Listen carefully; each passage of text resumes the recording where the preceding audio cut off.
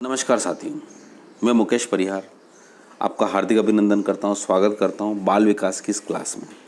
Child development for all MP TET, C TET या all exams which related to teacher की exam में बाल विकास का अपना महत्वपूर्ण योगदान है और बाल विकास पढ़ने से ही आप किसी भी सब्जेक्ट की पेडागोजी को अच्छी तरह से समझ पाते हैं। तो हम शैशवावस्था पढ़ रहे थे। बाल विकास में सबसे पहला चैप्टर शैशवावस्था। इससे पहले लेक्चर में हमने शैशवावस्था में, देखो मैं आपको फिर रिवाइज करवा देता हूँ। शैशवावस्था में महत्वपूर्ण कथन के बारे में आपने पढ़ा। महत्वपूर्ण कथन जितने थे 8 थे, उन महत्वपूर्ण कथन के बारे में पढ़ा। एक एक बार उनको याद करिए, आंखें बंद करके दोहराइए।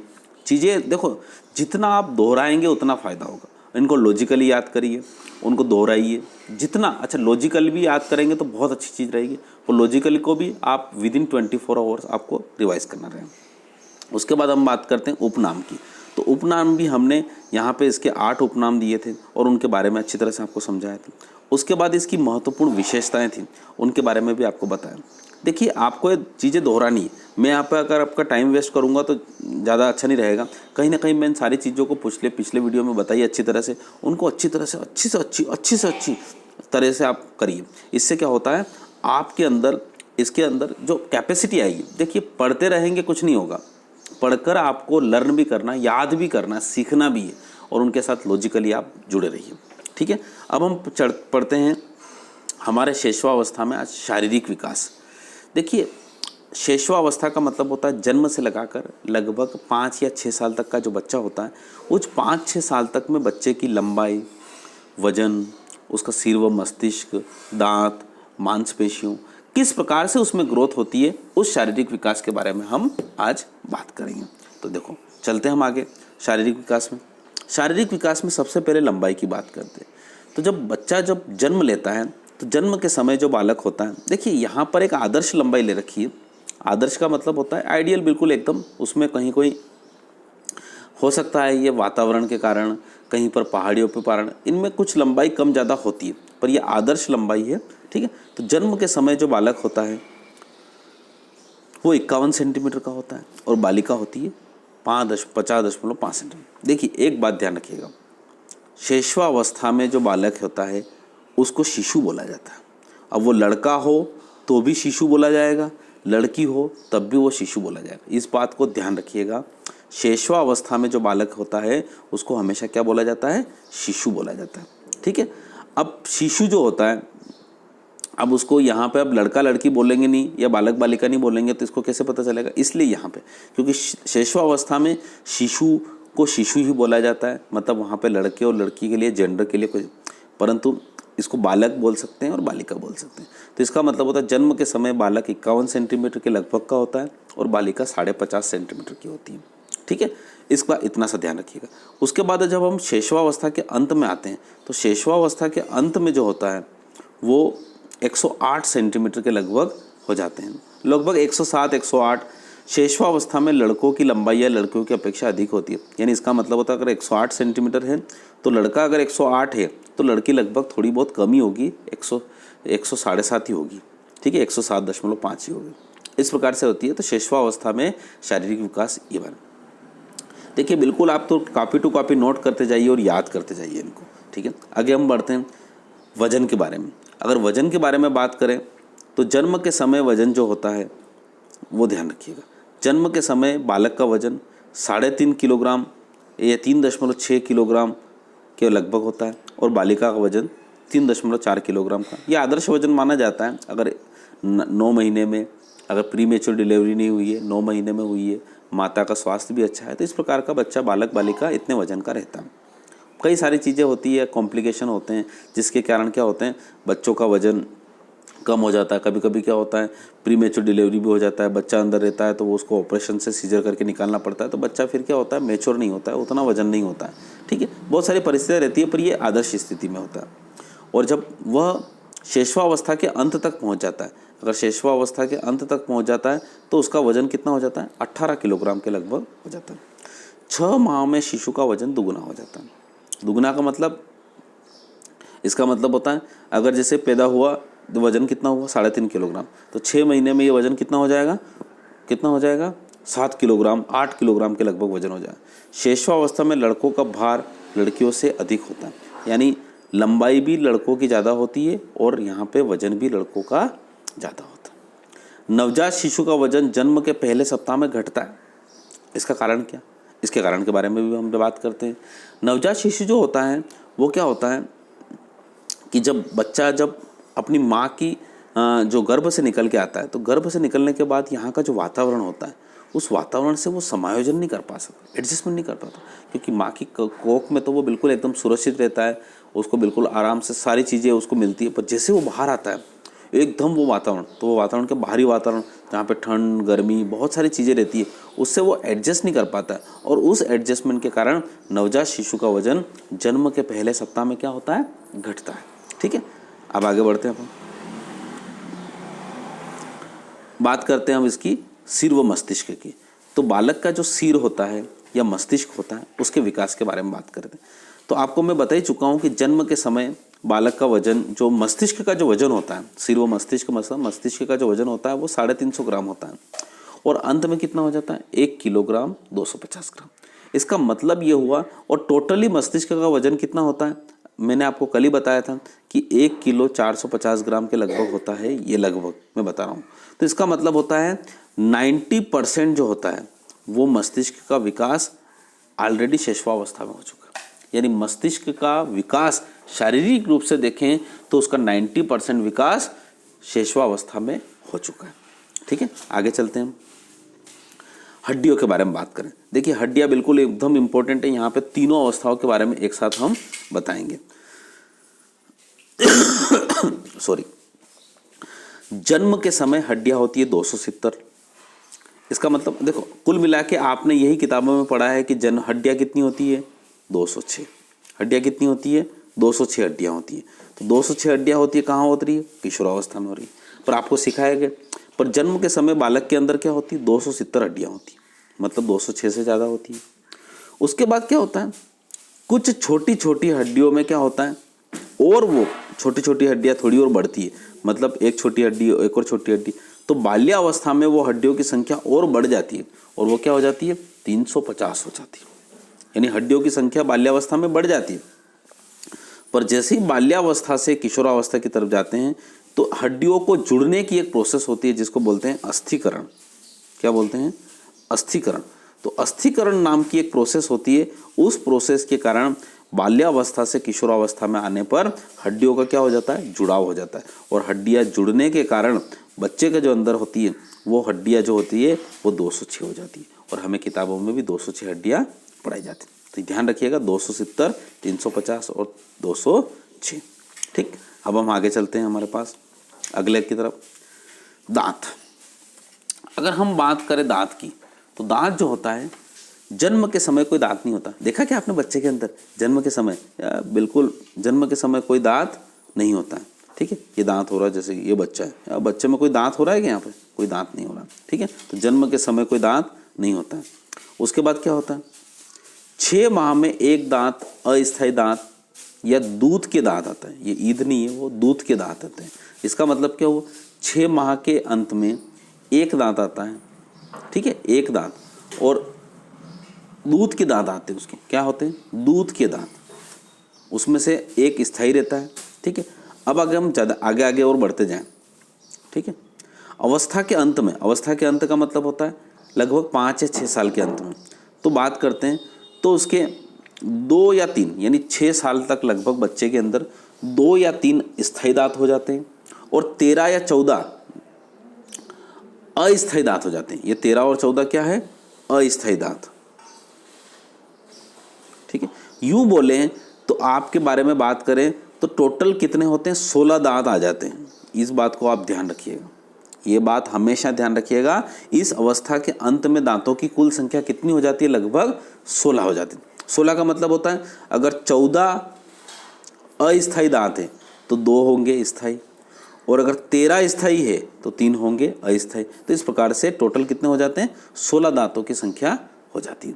तो इस अवस्था के अंत में 16 दांत बालक के रहते हैं। ठीक है, आगे चलते हैं हम हमारे आगे क्या है? मांसपेशियां। इस अवस्था के अंत तक 23 से 25% मांसपेशियों का विकास हो जाता है। यानी मांसपेशियों का कितना विकास हो जाता है? 23 से 25% मांसपेशियों। यानी मांसपेशियाँ तो जनरली कहाँ बनती है? किशोरावस्था में बनती है। बच्चा जिम जाता है ना, बिल्कुल मसल्स बनाता है, तो ये मांसपेशियाँ जो बनती है कहाँ बनती है? वहाँ बनती है। तो 23 से 25% मांसपेशियों का विकास यहाँ हो जाता है। अब बात करते हैं हम हृदय की धड़कन की। बात ध्यान रखिएगा, जब छोटा बच्चा होता है तो उसका हृदय बहुत छोटा होता है। हृदय आपने देखा हो, हृदय कितना होता है? बहुत छोटा होता है। और हृदय बहुत छोटा होता है तो उसके कारण, क्योंकि और उसको पंप तो बहुत जगह पहुंचाना, भाई मोटर तो छोटी, और मोटर छोटी है तो उसको क्या होता है? खून तो सब जगह पहुंचाना। अब खून सब जगह पहुंचाना तो क्या होता है? उसकी जो धड़कन है वो बहुत तेज़ी से धड़कने लग जाती है। तो इसलिए शुरुआत में बचपन में कितना रहता है? 140।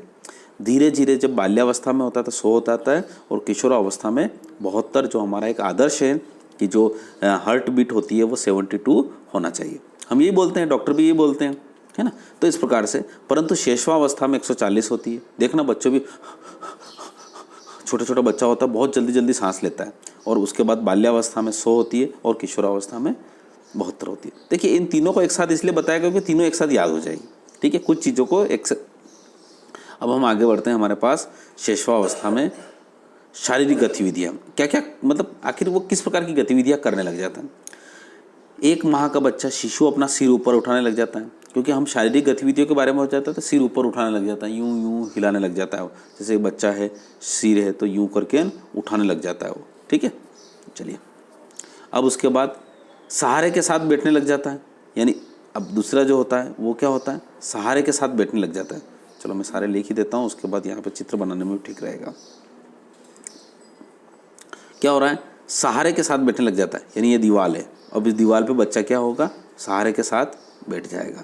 सहारे के साथ बैठ जाएगा। बस क्या होता है, माँ कुछ काम कर रही हो तो बच्चे को क्या हो रही है, वहाँ पे बिठा देगी एक कोने में, एक तकिया इधर रख देगी, तो बच्चा क्या इधर उधर डुलेगा नहीं। एक तकिया इधर भी रख दिया, एक तकिया उधर भी रख दिया, बट कुट कुट कुट करने एक घुघरा दे देगी साथ में, चलो खेलो खेलो खेलो खेलो बच्चों बच्चों। तो इस प्रकार से क्या होता है? सहारे के साथ बैठने लग जाता है।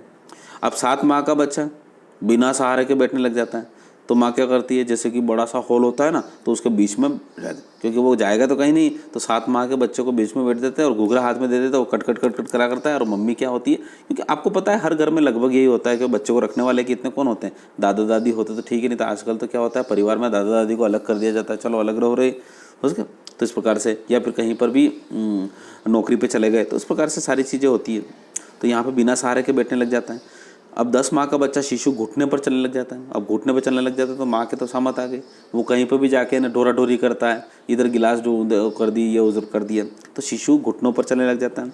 14 माह का बच्चा शिशु खड़ा होने लग जाता है, और माँ की आफत हो गई, खड़ा होते जाता है तो वो कहीं, तो पहले तो वो बैठा ही था, अब तो क्या होता है कहीं पर भी चढ़ के ना वो पिंडरी होती है, या फिर कहीं पर भी जाके ना कुछ चीज़ें उधर उधर गिराने लग जाता है।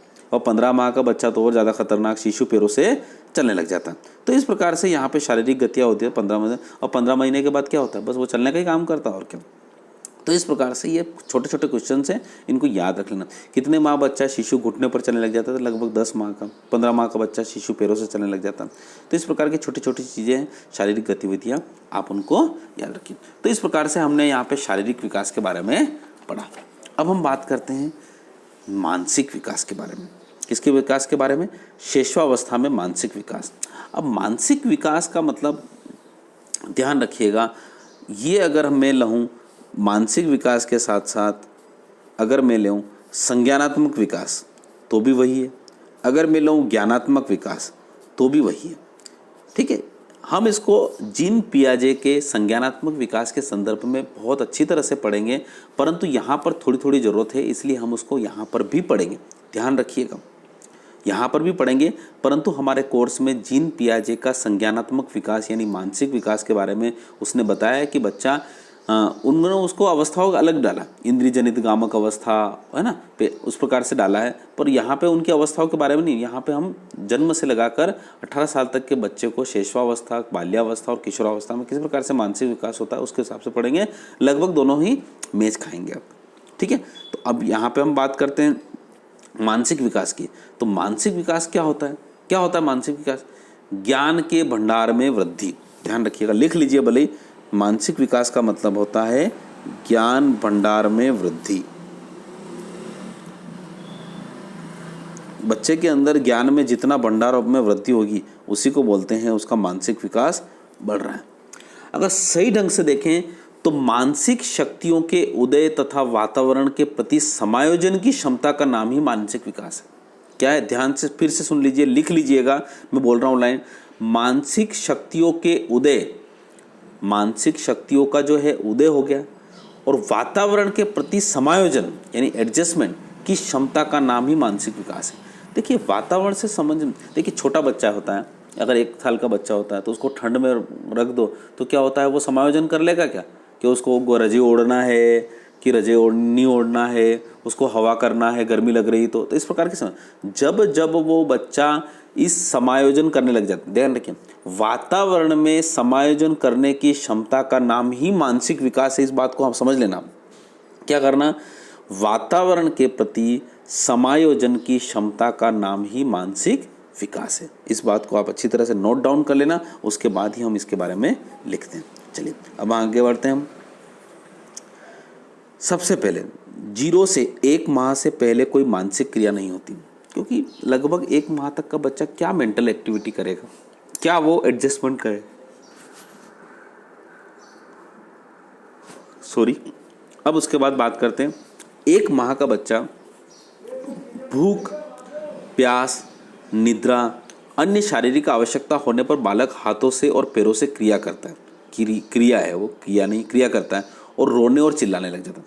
देखिए रोने और चिल्लाना ये सब उसकी शारीरिक क्रिया है, और जब वो शारीरिक क्रिया है क्या कर रहा है वो, भूख प्यास, देखिए ध्यान सुने, रोना उसका एक मूल प्रवृत्ति है, ध्यान सुना, पर वो रो क्यों रहा है, उसको भूख लग रही है, तो भूख के कारण वो भूख को इंडिकेट कर रहा है कि देखिए मैं रो रहा हूँ। जैसे ही उसको खाना खिलाया जाता है, स्तनपान करवाया जाता है तो वो चुप हो जाता है। इसका मतलब क्या हुआ, उसके अंदर मानसिक विकास हो चुका है।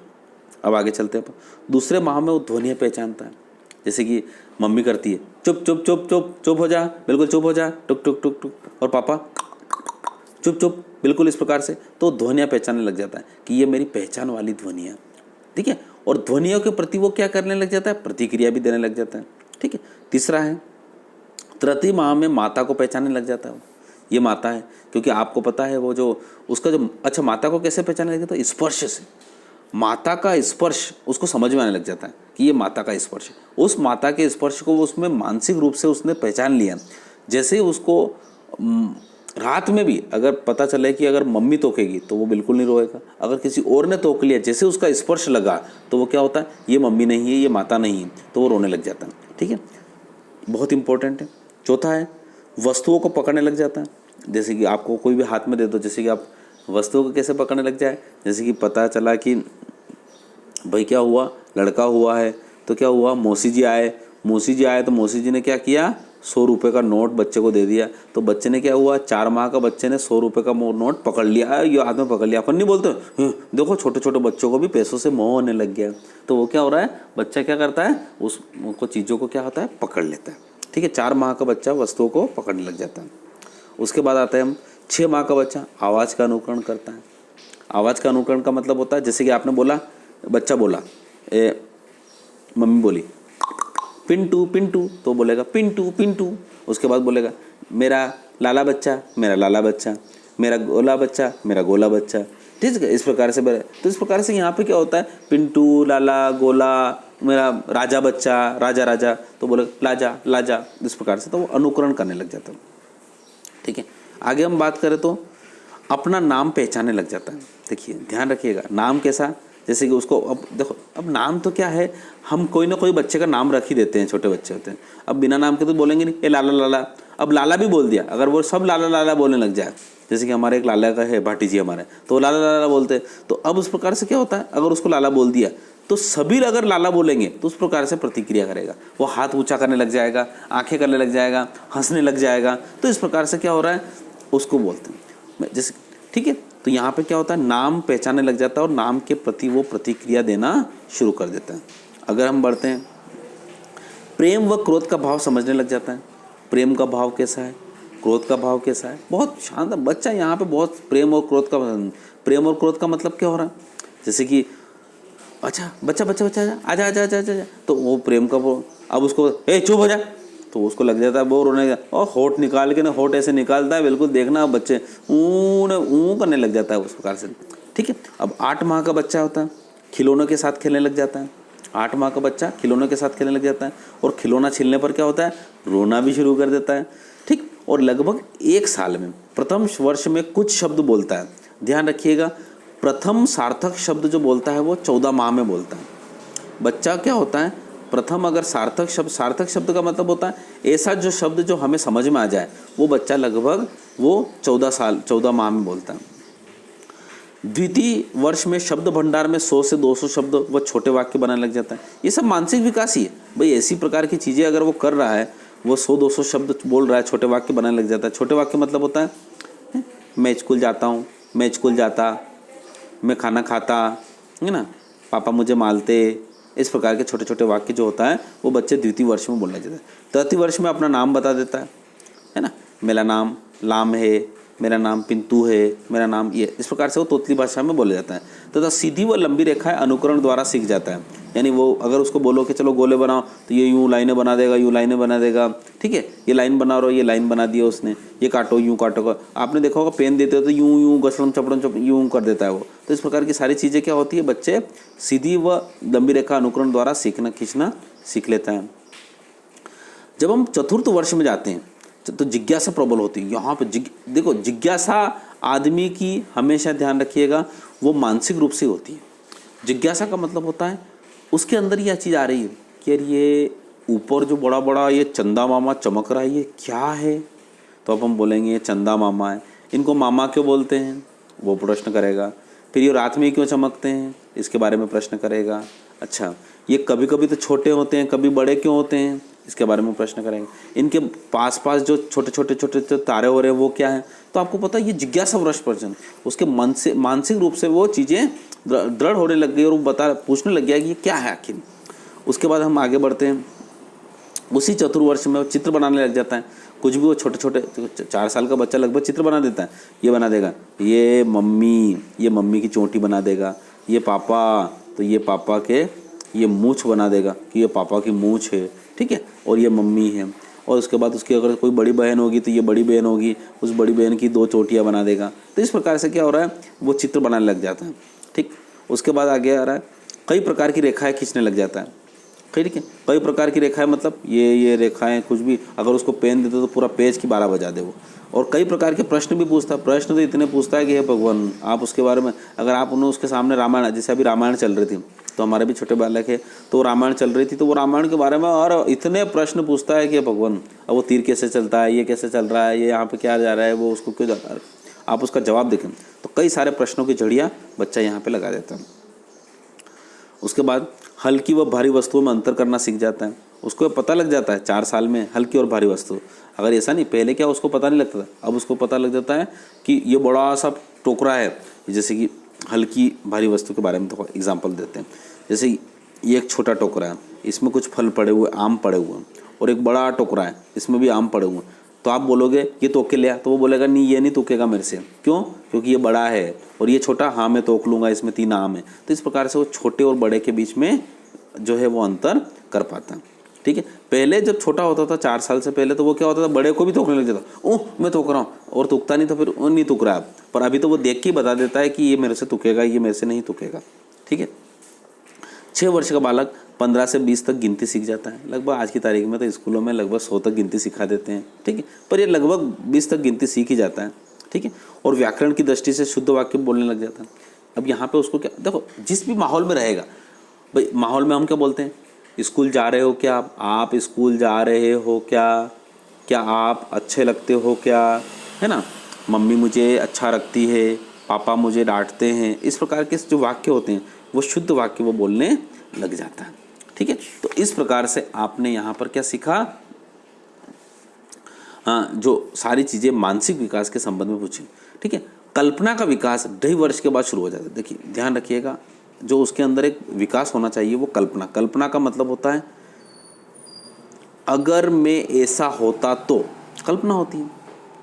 जैसे कि वो कल्पना का मतलब, जैसे कि मैं अगर पापा होता तो क्या करता, तो वो क्या करता, डाइवर्स। तो ध्यान रखिएगा, एक बार प्रश्न पूछा गया कि आदमी के अंदर कल्पना का विकास किस उम्र में होता है, तो वो होता है 2.5 वर्ष में। लिख दीजिएगा नोट करके, कितने में होता है, 2.5 वर्ष में कल्पना का विकास शुरू हो जाता है। जैसे कि लकड़ी का घोड़ा बनकर खेलता है, वो पक्षियों का खेल खेलता है ना, गुड्डे गुड्डियों का खेल खेलता है। जैसे वो समाज में शादियां देखता है तो वो भी एक गुड्डा बनाता है, एक गुड्डी बनाता है और उनकी शादियां करता है, ठीक है। वो घोड़ी पे बैठता है। तो इस प्रकार से वो कल्पना का विकास जो होता है उसके अंदर वो 2.5 वर्ष में प्रारंभ हो जाता है, ठीक है।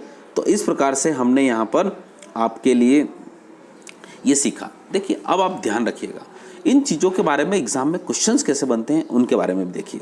जैसे कि वो पूछता है कि किस उम्र में बालक प्रेम व क्रोध का भाव समझने लग जाता है, तो आपके पास आ जाएगा 6 माह, 8 माह, तो लगभग 6 माह का बच्चा, ठीक है। 15 से लगा, यह व्याकरण की दृष्टि से शुद्ध वाक्य बोलने लग जाता है, तो लगभग 6 वर्ष में बोलने लग जाता है। ये इस प्रकार की रहती है। वैसे जनरली क्या होता है, ये क्वेश्चन जो पूछे जाते हैं वो शैशवावस्था, बाल्यावस्था और किशोरावस्था के कारण पूछे जाते हैं। जनरली एक ही अवस्था में, क्योंकि एक ही अवस्था में क्या होता है, इतने कॉम्प्लिकेटेड क्वेश्चन पूछे नहीं जाते, फिर भी वो जनरली पूछ लेता है। इस बात को ध्यान रखिएगा।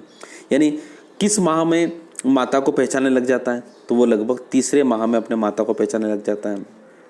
प्रेम व क्रोध का भाव 6 माह में समझने लग जाता है। 100 व 200 शब्द छोटे वाक्य बना लेता है, तो शब्द भंडार 2य वर्ष में हो जाता है, ठीक है। प्रथम सार्थक शब्द कब बोलता है, तो 14 माह में बोलता है। तो इस प्रकार की सारी चीज़ें जो होती है वो बच्चा यहाँ पर सीखने लग जाता है, ठीक है। तो मैं आपसे आशा करता हूँ कि हमने शैशवावस्था के बारे में अभी 2 चीज़ें पढ़ी है।